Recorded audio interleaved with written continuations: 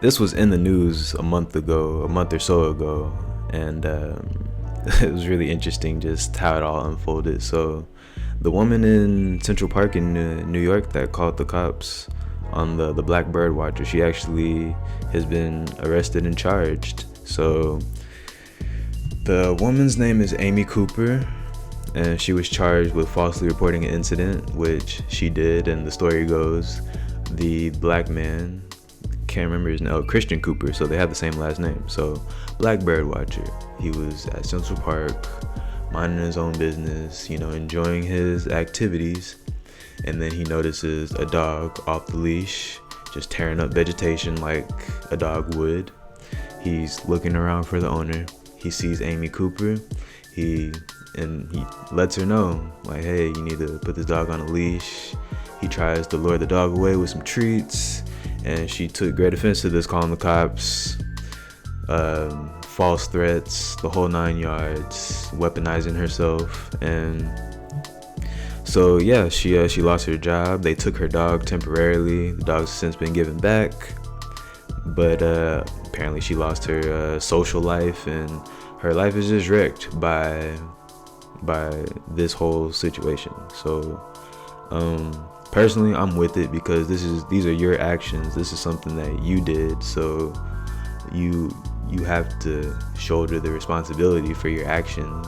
I know she has an attorney, and your attorneys are supposed to fight for you, which he is, and he talks about this cancel culture that has been going on in society.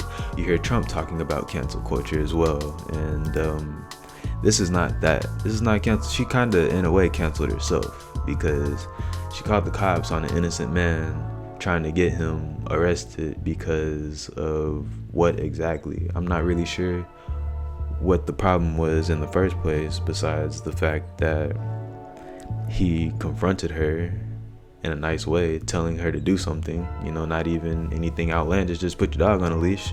So yeah, she deserves her 30 days in jail, or not even that, whatever is going to happen to her community service. I mean, the punishment is not going to be monumental. It's just, you have to own up to what you did. Things like this is what sparked Emmett Till's murder. A white woman, falsely accusing him of doing something he did not do. Is a situation like this that started the Tulsa race riots. This specific situation started the Tulsa race riots that we talked about for the entire month of June. This specific situation is what led up to that whole thing. A white woman in the elevator, a black man walks into the elevator, and she accuses him of wrongdoing just by proximity. So yeah, she deserves all this. I have no sympathy for her, personally. And that's just how I feel. I'd like to know how you all feel. Is this cancel culture? Do you think this is cancel culture?